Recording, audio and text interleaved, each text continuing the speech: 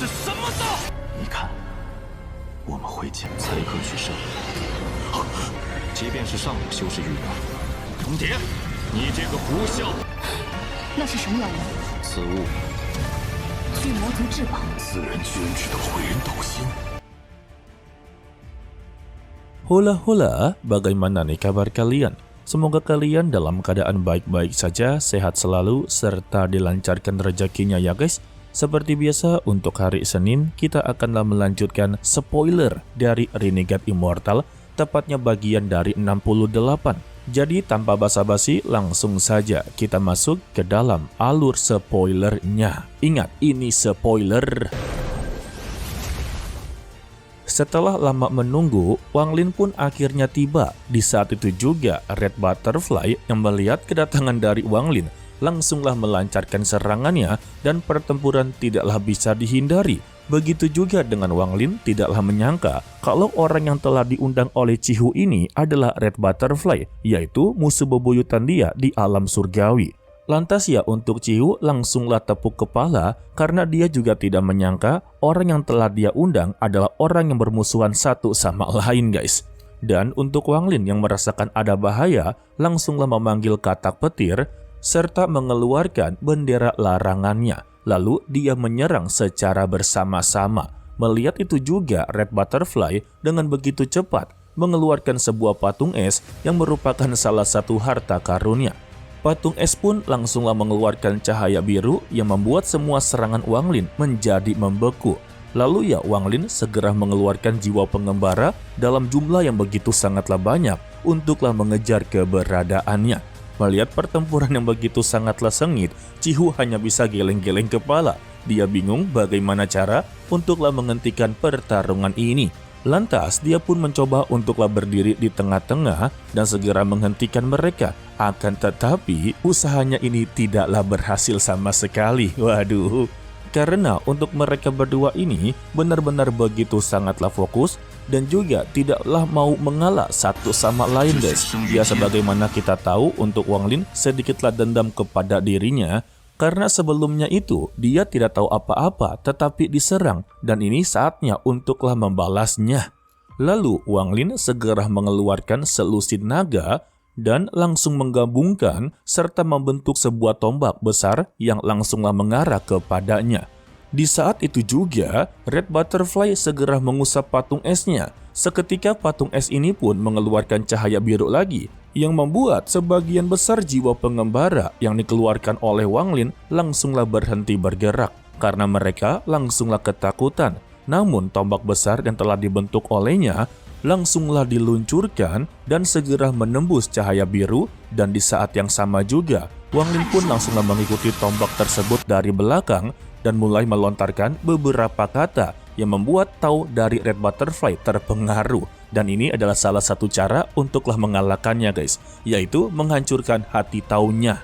Sedangkan ya untuk Qihu yang melihat ini pun barulah menyadari dan terkejut dengan apa yang dilakukan oleh Wang Lin. Di saat Red Butterfly terus dikejar-kejar oleh Wang Lin, ia dengan cepat membentuk sebuah segel tangan dan mengeluarkan sebuah mawar. Di saat itu juga patung es meleleh dan diserap oleh mawar miliknya. Lalu tombak besar pun menabrak mawar tersebut, akan tetapi tombak besar ini masihlah belum cukup untuk menghancurkannya. Justru tombak besar milik dari Wang Lin langsunglah roboh. Membuat Wang Lin terkejut juga, padahal itu adalah gerakan terkuatnya. Dan di saat itu juga tiba-tiba kekuatan domain langsunglah mengelilingi tubuh dari Wang Lin. Lalu Red Butterfly berkata kepadanya kalau dia ini adalah orang pertama yang memaksanya menggunakan harta karun hidupnya. Dia juga memberitahu ketika dia memetik satu kelopak mawar, maka Wang Lin akanlah mendapati rasa sakit yang begitu luar biasa. Melihat itu, Qihu pun langsunglah terbang dan menghentikan pertarungan mereka. Dan dia akanlah ikut campur jika masihlah berlanjut dalam pertarungan ini. Mendengar itu ya Red Butterfly langsunglah membuang kelopak tersebut. Dan dari kelopak tersebut membuat sebuah retakan di langit guys. Jika itu terkena kepada Wang Lin, ya secara otomatis Wang Lin mungkin akanlah terluka parah. Wang Lin yang melihat itu segera mengeluarkan bendera larangan yang lainnya. dan memanggil retribusi ilahi miliknya. Saat retribusi ilahi milik dari Wang Lin keluar, Red Butterfly kembali untuklah menyerangnya, yang membuat Qihu langsunglah mengeluarkan kata yang begitu tegas. Jika Red Butterfly masihlah menyerang, maka Qihu akanlah ikut membantu Wang Lin dalam melawannya dan melaporkannya kepada leluhur Shizu. Dirinya yang mendengar ancaman tersebut membuat Red Butterfly langsunglah berhenti dan berkata dia akan menghabisi mereka suatu hari nanti. Dan dia juga menekankan untuk harta kotak giok yang akanlah diambil itu akanlah menjadi miliknya. Mendengar itu ya, Wang Lin pun langsunglah tertawa dan berkata kalau nanti dia juga akanlah menghabisi nyawanya. Waduh, sama-sama dendam ya. Karena pertarungan mereka telah selesai, Qihu pun langsunglah memutuskan untuk membagi rata harta yang mereka akanlah dapatkan nantinya. Setelahnya, Qihu meminta kepada mereka berdua untuklah melepaskan harta karun mereka. Lalu, Red Butterfly kembali menantang Wang Lin untuklah bertarung ketika berada di Suzaku. Mendengar itu ya, Wang Lin pun langsunglah menerimanya. Dan perintah dari Qihu yang diajukan oleh mereka berdua hanya bisa menghela nafas saja dan meminta kepada mereka untuklah mengikuti perintahnya dan pergi ke sana. Selama dalam perjalanan, Wang Lin terus memikirkan pertarungan terjadi yang sebelum-sebelumnya, yang dimana dia telah mendapatkan sebuah pencerahan kalau pada nyatanya dirinya ini telah selangkah lebih maju dari Red Butterfly. Walaupun ranah kultivasi dia ini masihlah berada di tahap awal formasi jiwa. Dan sesingkatnya, mereka tiba di ujung lain dari fragmen dan ada sebuah gunung besar di sana juga. Lalu Wang Lin bertanya kepada Qihu dan dia sangatlah yakin kalau tempat tersebut tidak akan ada yang menemukannya. Qihu pun menjelaskan karena tempat tersebut sama sekali tidaklah dapat diakses melalui pusaran. Dan fragmen-fragmen ini yang ditunjukkan oleh batu giok merupakan fragmen-fragmen yang tumpang tindih dan begitu sangatlah langka. Serta juga lapisan pertamanya ini bukanlah tempat yang bagus untuk tinggal lama di sana guys. Karena untuk kondisi cuaca yang begitu sangatlah ekstrim. Mendengar itu juga membuat Wang Lin sedikitlah terkejut. Serta Red Butterfly langsunglah bertanya kembali bagaimana leluhur Shizu dapatlah menemukan tempat tersebut. Karena sesuai yang dia katakan, kalau tempat ini memiliki kondisi cuaca yang begitu ekstrim dan mereka diyakinkan tidaklah bisa untuk bertahan lama di sana. Dan bagaimana Shizu bisalah bertahan dari semua ini? Dan Qihu sama sekali tidaklah memberitahunya guys, karena ini adalah sebuah rahasia keluarga. Lantas ya mereka berdua hanya bisa pasrah saja, karena itu adalah sebuah rahasia dan mereka sama sekali tidaklah berhak untuk mengetahuinya. Setelah itu juga, mereka pun pergi menuju puncak gunung tersebut, yang dimana terdapat array transfer yang masih utuh dan bisa membawa mereka pergi lebih dekat ke tempat tujuannya. Tanpa berlama-lama, Qihu segera berdiri dan langsunglah mengaktifkan array transfer tersebut yang diikuti oleh Red Butterfly dan juga Wang Lin. Sesingkatnya, mereka pun telah tiba di suatu tempat yang dipenuhi dengan es. Lalu Qihu berkata lagi kalau ini adalah jalan menuju lapisan pertama. Dia membutuhkan kekuatan dari Red Butterfly untuklah menahan hawa dingin. Begitu melewatinya akanlah menjadi kekosongan dan di saat itulah kekuatan Wang Lin juga dibutuhkan seperti jiwa pengembaranya. Dan Qihu sendirilah yang akan memandu perjalanan mereka dengan kompas bintang miliknya. Setelah mendengar itu, mereka setuju dengan rencana ini dan mereka langsunglah mulai bergerak. Dan sesingkatnya lagi, mereka pun tiba di bagian timur dan terlihatlah di tepi timur tersebut ada kehampaan yang tak berujung. Di bagian tanah kehampaan tersebut juga terlihat ada glester berwarna biru ataupun bongkahan es berwarna biru yang beberapanya ini terhubung dengan pilar es. Sayangnya itu bukanlah tempat yang mereka tuju. Di saat itu juga mereka langsunglah melanjutkan perjalanan dengan menggunakan teknik dari Red Butterfly untuklah menawan hawa dingin. Tidak lama setelah mereka pergi, terlihatlah di belakang mereka ada seorang pria parubaya dari Suzaku yang waktu itu berada di Menara Hijau dengan istrinya ya guys. Dan dia mengucapkan kalau dialah yang akan mendapatkan batu giok surgawi dan juga akanlah menghabisi mereka bertiga jika berani untuklah menghalanginya. Waduh, sayangnya untuk mereka bertiga sama sekali tidaklah mengetahui keberadaan dari sosok tersebut. Ya, seharusnya kalian sudah tahu lah ya siapa sosok tersebut. Cluenya itu dia memakai baju berwarna merah. Seiring berjalannya waktu juga, Wang Lin dan yang lainnya melihat dinding kabut biru. Melihat itu, Cihu pun berkata kepada Red Butterfly kalau dia benar-benar mengandalkannya. Karena jika dia gagal, maka tubuh mereka bertiga juga akanlah membeku total. Di saat itu juga, Red Butterfly langsunglah mengeluarkan patung es dan berubah menjadi malaikat salju dan langsunglah menyerbu ke arah kabut tersebut. Sehingga dia berhasil membelah kabut tersebut dengan begitu mudah. Dan mereka pun bergerak dengan begitu cepat guys. Karena ya jika lama-lama otomatis mereka lah yang akan binasa. Sayangnya semakin dalam mereka masuk, semakin tebal juga kabut yang menghalangi mereka.